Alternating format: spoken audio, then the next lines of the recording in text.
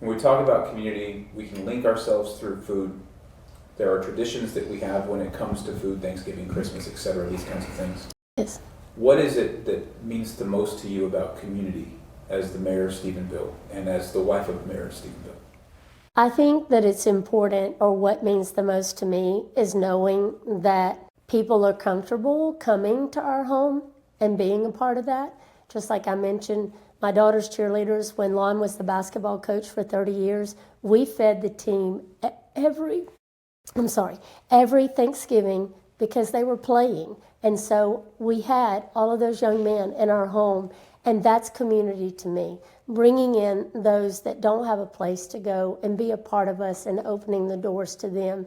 And now we're not coaching anymore, but our children are, and they're even bringing their friends and stuff with it. So I think community is bringing and looking into those that need to be a part of a family or a part of a setting, or like he'll say, we'll have a student or something, and I'm like, I don't want them going to Jack in the Box on Thanksgiving Day to get something to eat. Yeah. They can come with us.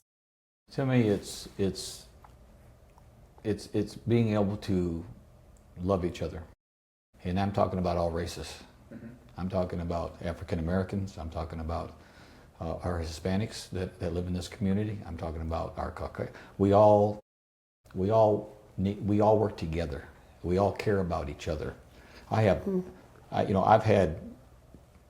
look at the kids that I call them kids. They're adults now. Some are lawyers, some are teachers, some are doctors that I coached in the last 3 decades. Mm-hmm. But they were all different races.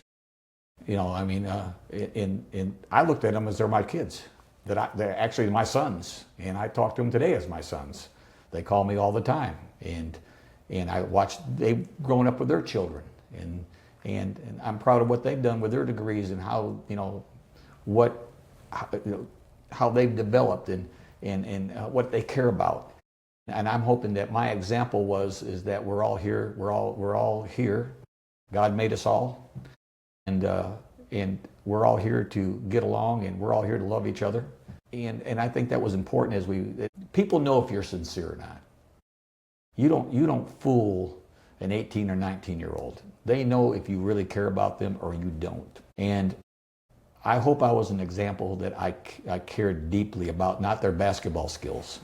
I cared deeply about their educational skills.